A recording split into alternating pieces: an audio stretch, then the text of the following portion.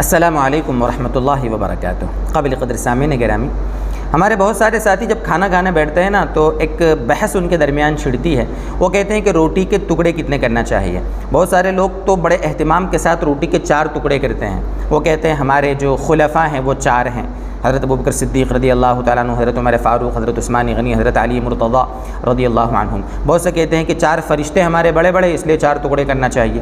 اس طریقے سے الگ الگ لاجک، الگ الگ باتیں، الگ الگ فیکٹس ہمارے ساتھیوں میں چلتے ہیں۔ تو اس کی کیا حقیقت ہے، آج انشاءاللہ ہم اس کو سمجھتے ہیں۔ دیکھو دوستو بزرگوں، کھانا کھاتے وقت روٹی کے آپ 4 ٹکڑے کریں، 2 ٹکڑے کریں یا روٹی کے ٹکڑے نہ کریں، کیسے بھی اپنے حال پر رکھ کر اس کو کھائیں، یہ سب جائز ہے۔ نہ روٹی کے 4 ٹکڑے کرنا مستحب ہے نہ سنت ہے، ایسا کچھ بھی نہیں ہے۔ بہت ساری سختیاں، بہت ساری باریکیاں، بال کی کھال نکالنے کی جس کو ہم کہیں گے نا، ہماری شریعت میں ہمارے بھائیوں نے گھسا دی ہے۔ مطلب جو چیز شریعت میں مستحب بھی نہیں ہے، یعنی اس میں گنجائش دے رکھی ہے، جیسے کھانا ہو، جس طریقے سے آپ اس کو استعمال کریں، جو طریقہ آپ کھاتے وقت اپنائیں، سالن کا، روٹی کا، اس میں شریعت نے گنجائش رکھی ہے۔ جیسے آپ کو اچھا لگے ویسے آپ روٹی کو کھائیں۔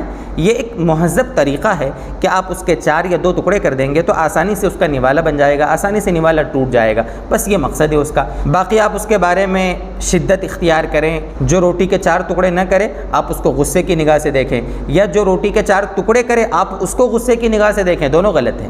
جیسا اچھا لگے آپ ویسے اس کو استعمال کریں، ویسے کھائیں۔ اس میں شریعت کوئی ہم کو حکم نہیں دیتی، اور شریعت کا اس بارے میں ہم کو کوئی فورس نہیں ہے، شریعت کا اس بارے میں ہمیں کوئی دباؤ نہیں ہے۔ اللہ تبارک و تعالی ایسی مزید باتیں ہم کو سمجھائے، عمل کی توفیق عطا فرمائے۔